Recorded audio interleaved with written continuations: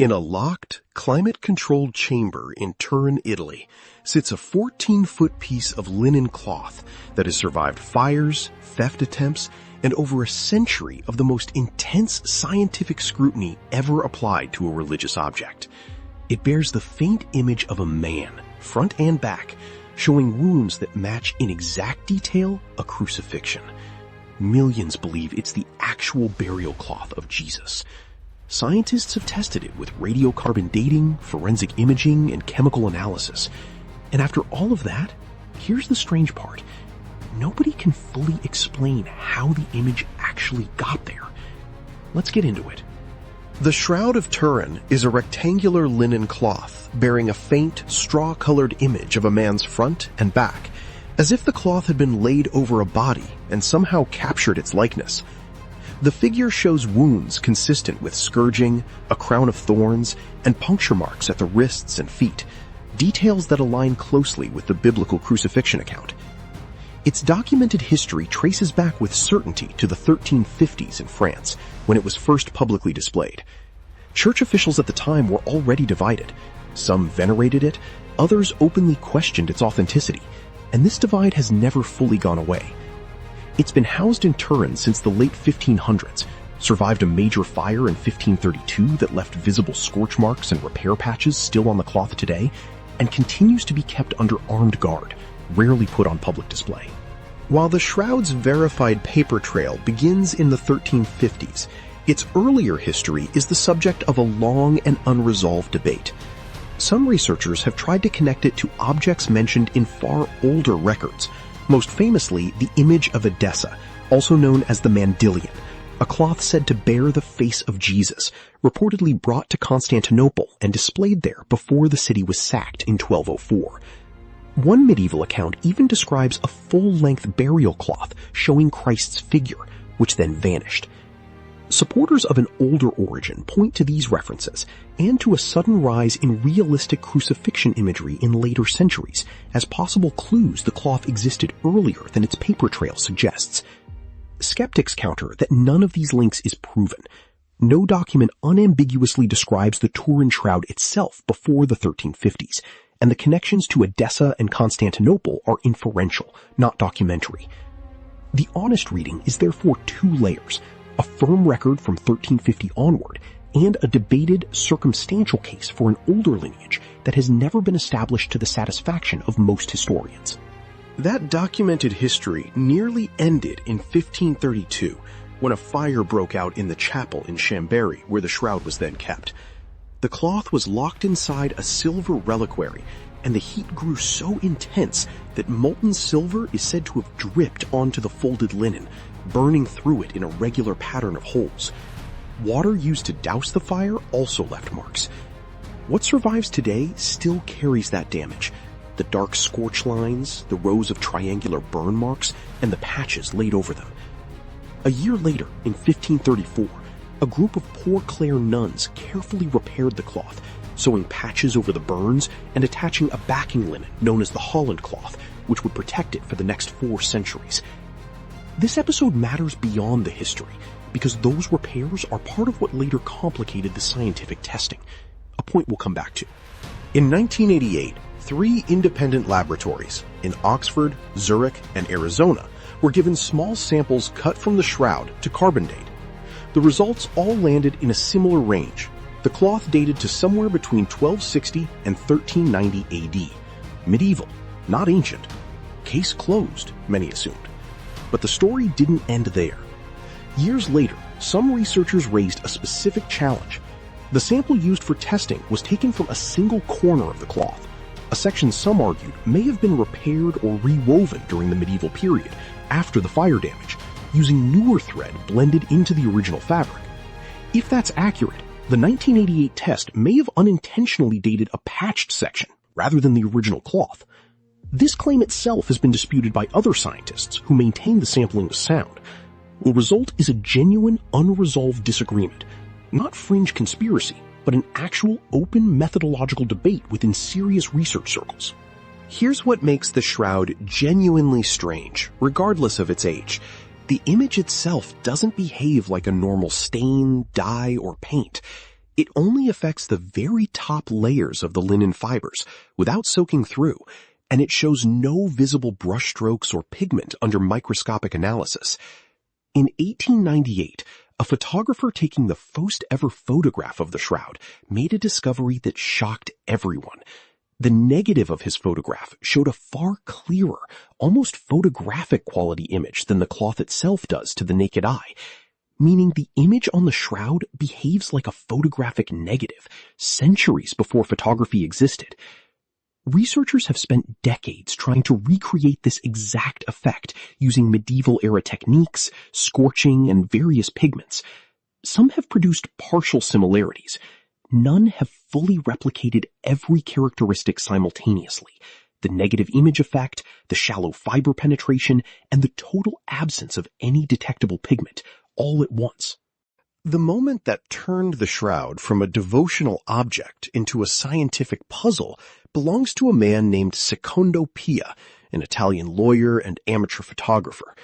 In May 1898, during a rare public exposition in Turin, he was allowed to take the very first photographs of the cloth. It almost didn't happen. The cathedral was lit with new electric lamps that kept failing. His large glass plate camera was difficult to maneuver, and on the final night, conditions were so bad he nearly packed up. But when he later developed the plates in a darkened room, he saw something that astonished him. The negative image on the glass showed a clear, lifelike face, far more detailed than the faint mark visible on the cloth itself. The shroud, in effect, was behaving like a photographic negative, 60 years before anyone understood what a negative was, and centuries before photography existed. The news spread quickly, and overnight the shroud became a question for science, not just faith. Before we go further, it's worth going back 10 years earlier than that carbon dating test to an investigation that's often overlooked, but is actually central to why this case has stayed unresolved for so long. In 1978, a team of American scientists, physicists, chemists, and forensic specialists, working largely as volunteers under a project called STIRP, the Shroud of Turin Research Project, were given direct, hands-on access to the cloth for 5 continuous days using serious scientific equipment: ultraviolet and infrared photography, X-ray fluorescence, and microscopic fiber analysis. What they found deepened the mystery rather than resolving it. Their testing confirmed the image wasn't created with paint, dye, or any pigment they could chemically detect. The coloration existed only on the very topmost layers of the linen fibers, sometimes just a few microscopic layers deep, with no capillary staining or soaking into the fabric, which is exactly what you'd expect from any liquid-based pigment applied by a human hand, and exactly what this image doesn't show.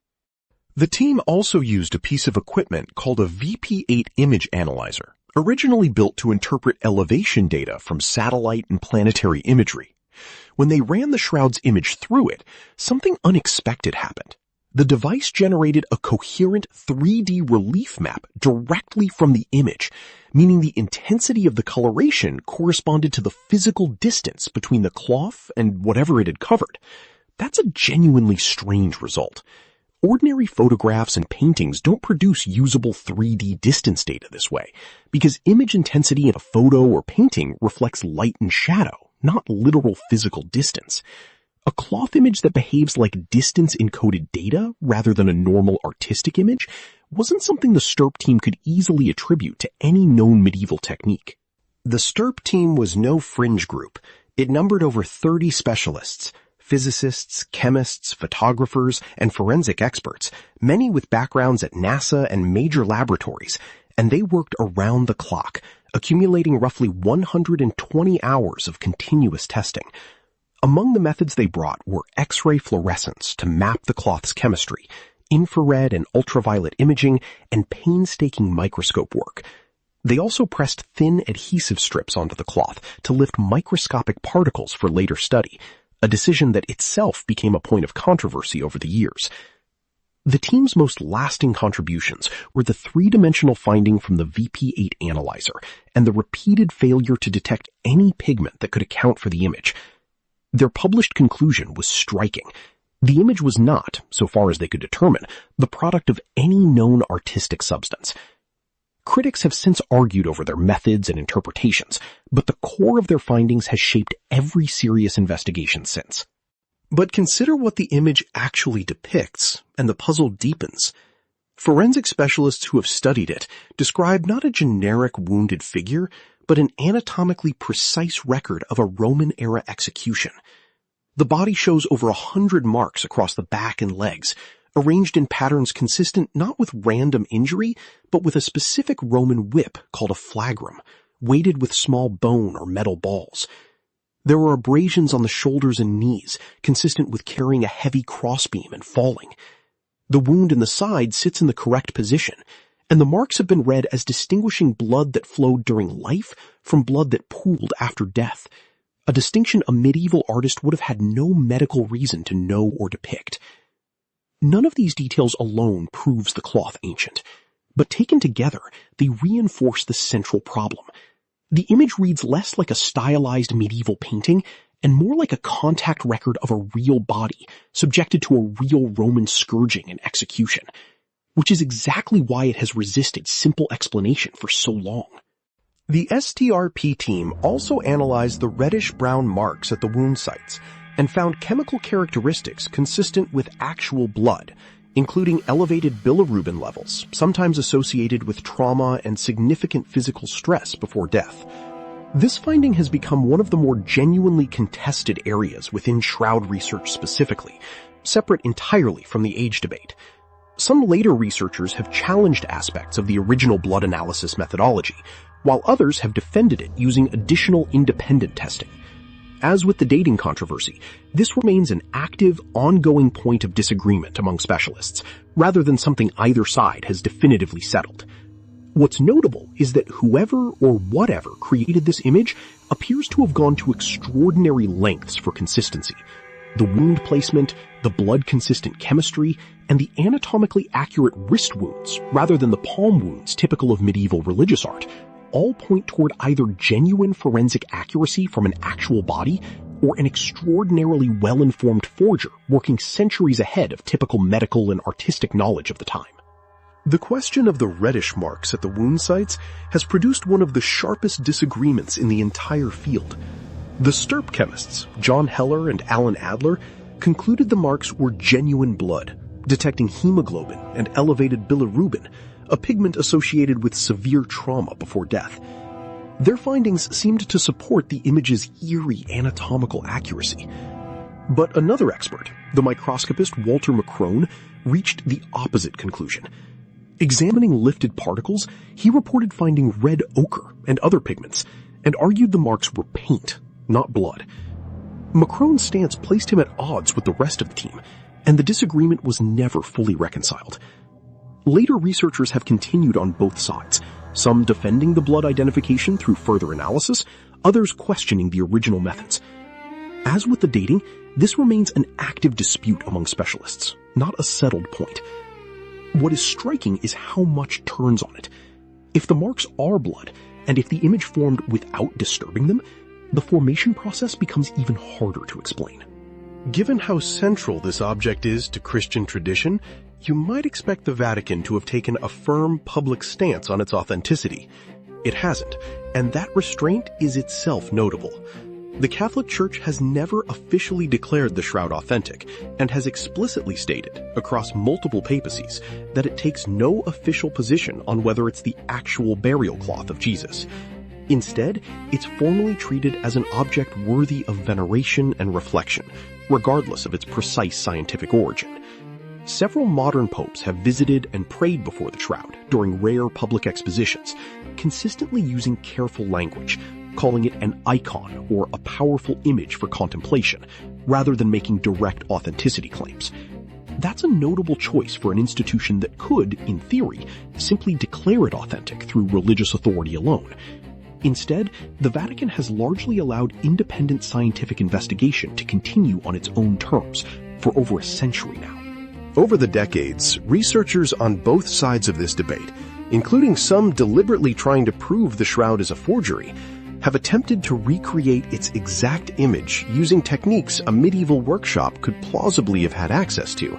pigments, dyes, scorching using heated relief sculptures, even rubbing techniques using substances like aloe and myrrh, mentioned in some ancient burial customs. Some experiments have produced partial similarities, a vague image, or in certain cases, even a rough negative effect. None have simultaneously reproduced every characteristic found on the actual shroud at once. The negative image behavior, the extremely shallow fiber penetration, the 3D distance-encoded data identified by the STURP team, and the complete absence of any detectable pigment or brushstroke.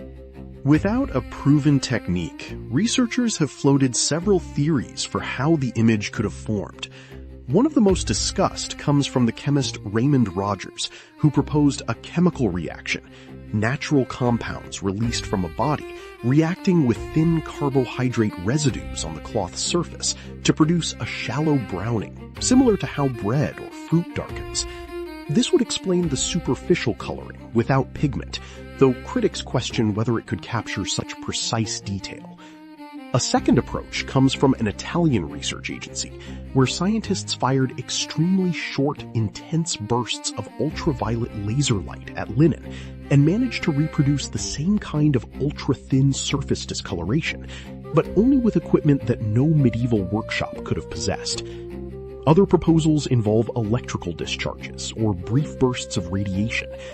Each theory can match one or two features of the image. None has matched all of them at once, and none has been demonstrated under conditions a medieval forger could have produced. That gap is precisely what keeps the question open. In more recent years, the debate has continued to evolve. In 2002, during restoration work, the Holland backing cloth was removed, and researchers reported discovering a much fainter second image of the face on the reverse side of the shroud, a detail that added to the puzzle, since a painted image would likely have soaked through.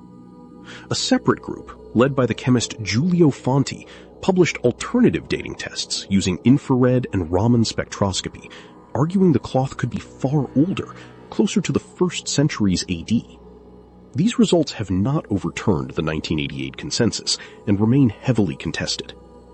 Studies of pollen and plant traces once suggested a Middle Eastern origin, though those findings too have been disputed on grounds of contamination and method.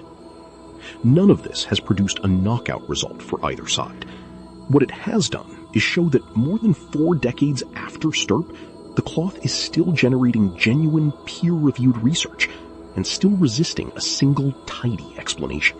Pulling all of this together, most scientists still lean toward the 1988 medieval dating being fundamentally accurate, viewing the shroud as an extraordinary, if still not fully understood, medieval creation, possibly using a technique that either hasn't survived in historical records or hasn't yet been successfully identified by modern researchers. The sampling controversy remains a real, actively discussed disagreement within academic circles, but it hasn't overturned the broader medieval dating consensus. At the same time, a smaller but persistent group of researchers, including some with genuine scientific credentials rather than purely religious motivation, continue to argue the dating question remains unresolved, specifically because of the sampling location concern. What's arguably more scientifically interesting than the dating debate is the image formation question, because even researchers fully convinced the shroud is medieval generally acknowledge nobody has definitively demonstrated the specific technique used to create it. That gap, a plausible age paired with a still unreplicated creation method, is exactly why this remains active, peer-reviewed research territory, rather than a fully closed historical case.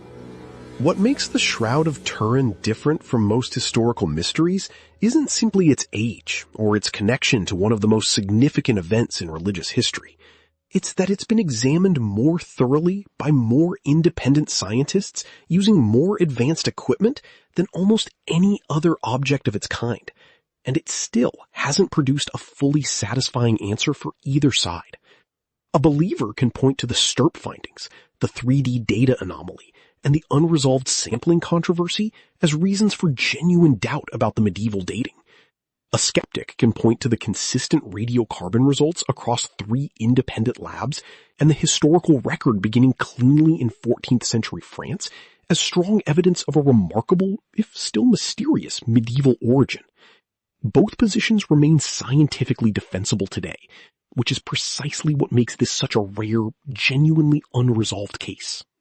Whatever its true origin, the shroud has already outlasted centuries of fires, theft attempts, wars, and shifting scientific eras, and continues to sit today in that same climate-controlled chapel in Turin, still studied, still debated, and still, after well over a century of serious investigation, not fully explained.